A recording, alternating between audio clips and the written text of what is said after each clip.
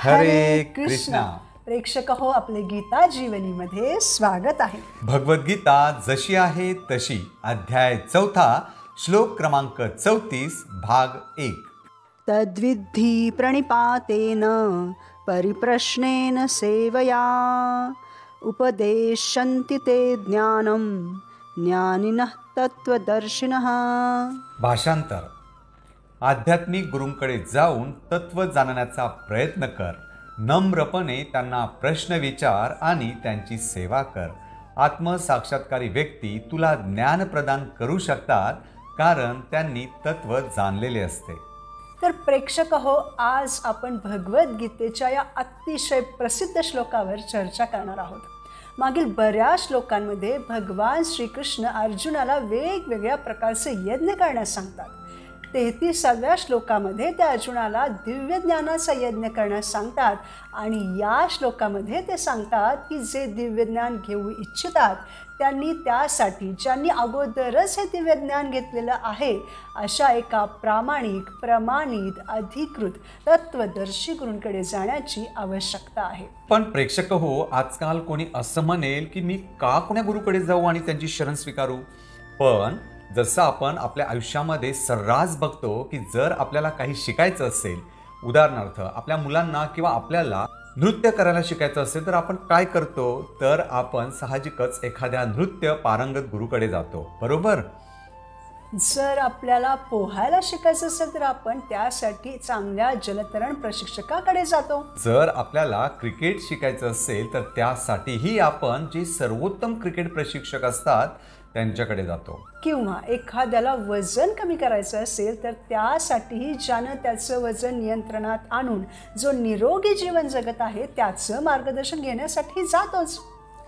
मग टेनिस असो, पेंटिंग असो, नृत्य असो किंवा छान व्यवसाय करायचा असो, आपण आपल्या आयुष्यामध्ये वेगवेगळ्या क्षेत्रांमध्ये प्रगती करू इच्छितो, तेव्हा मार्गदर्शन घेण्याकरिता अशा लोकांकडे जातोच की जे त्या क्षेत्रातील यशस्वी लोक आहेत. तेव्हा आपण मला त्या यशस्वी लोकांची किंवा त्या शिक्षकांची किंवा त्या गुरूंची गरज नाही असं म्हणतो का? नाही.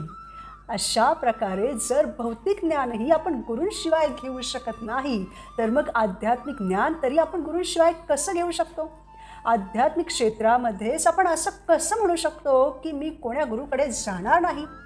नाही म्हणू शकत, बरोबर.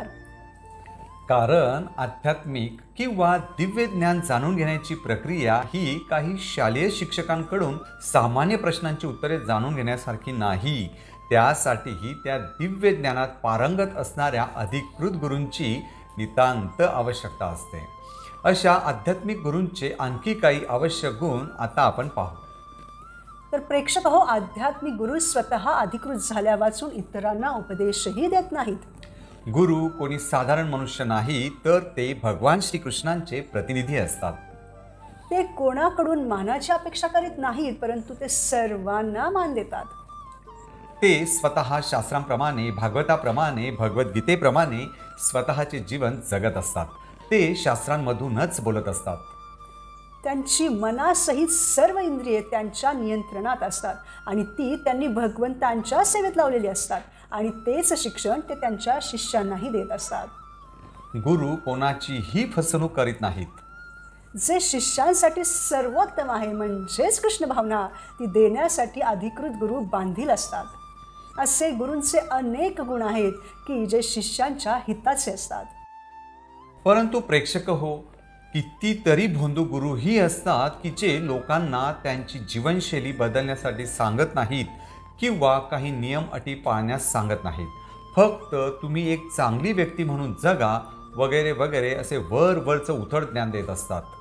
पण योग्य अयोग्य काय आहे हा तर कलियुगातील भ्रम आहे. पण प्रेक्षक हो, आपल्याला या उथळ ज्ञानावरच समाधान मानायचं नाही, तर आपल्याला भगवंतांबद्दल जाणून घ्यायचं आहे. प्रभुपादांनी त्यांच्या शिष्यांची संख्या वाढत आहे की कमी होत आहे याची काळजी न करता, शास्त्रांमध्ये कोणत्याही प्रकारची तडजोड न करता जे सर्वोत्तम ज्ञान आहे ते भगवत ज्ञान देण्यासाठी ज्या ज्या गोष्टी गरजेच्या होत्या त्या सर्व दिल्या.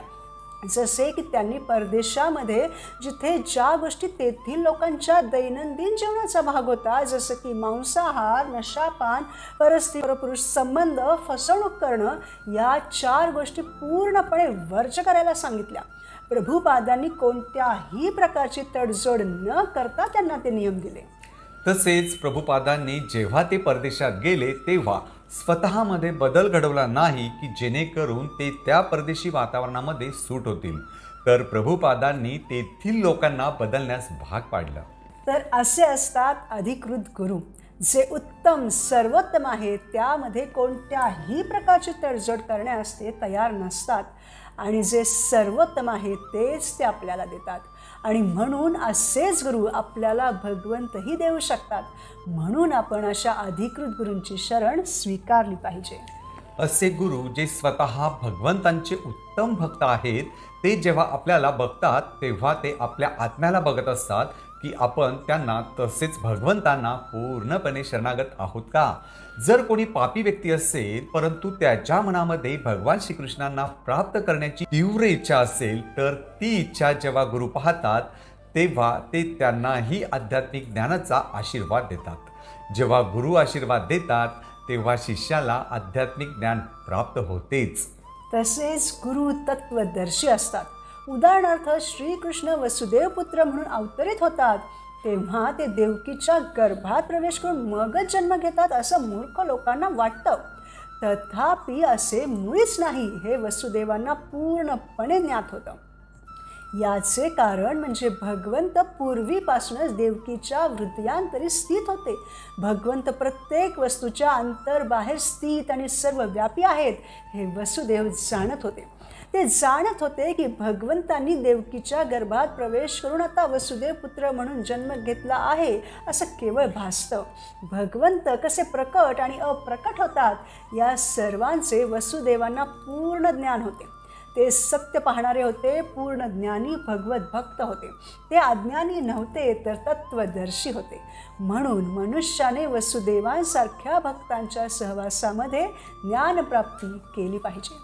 अशा प्रकारे सत्याचे दर्शन झालेला, भगवंतांचा परिपूर्ण साक्षात्कार झालेला प्रगत आणि शुद्ध मनुष्यच इतरांना ज्ञान प्रदान करू शकतो. ज्याच्याकडे जे आहे ते सतत दुसऱ्यांना देऊ शकतो, अशी व्यक्ती गुरु होऊन संपूर्ण जगभर वैष्णव तत्वज्ञानाचा प्रचार करू शकते.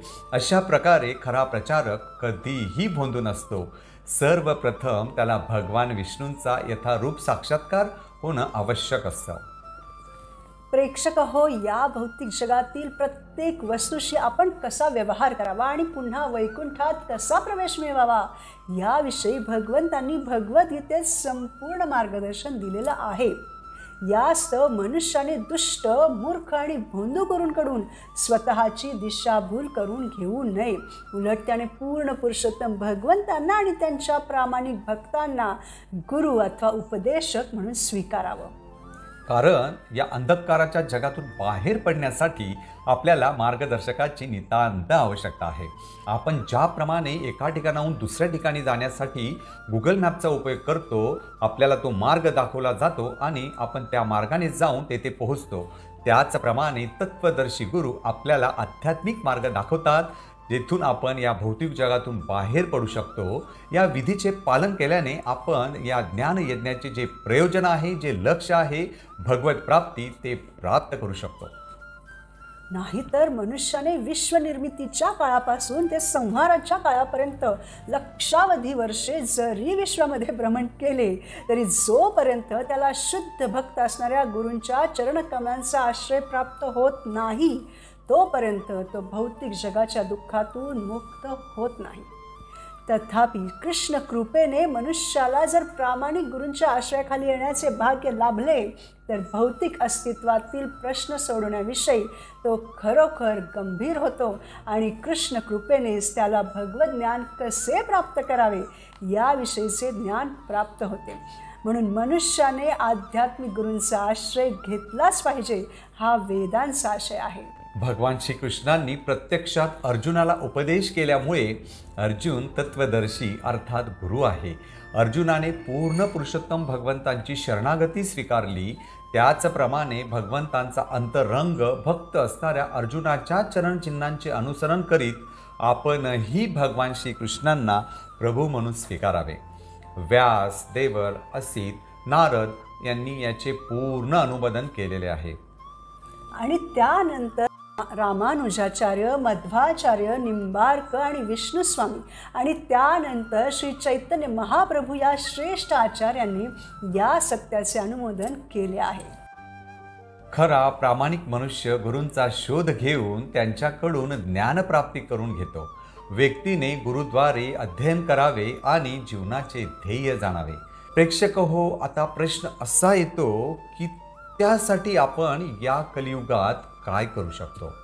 या प्रश्नाचे उत्तर आपण याच श्लोकावर चर्चा करताना पुढील भागात पाहू. म्हणून प्रेक्षक हो, जीवनात आनंदी राहण्यासाठी आपण पूर्ण पुरुषोत्तम भगवंतांना आणि त्यांच्या प्रामाणिक भक्त असणाऱ्या गुरूंना शरण गेलं पाहिजे आणि त्यांच्याकडून वैकुंठ लोक आणि जीवनाच्या ध्येयाविषयी ज्ञान प्राप्त करून घेतलं पाहिजे. प्रामाणिक, प्रमाणित, अधिकृत, तत्वदर्शी गुरूंचा शोध घेऊयात, त्यांना शरण जाऊयात. धन्यवाद. हरे कृष्णा.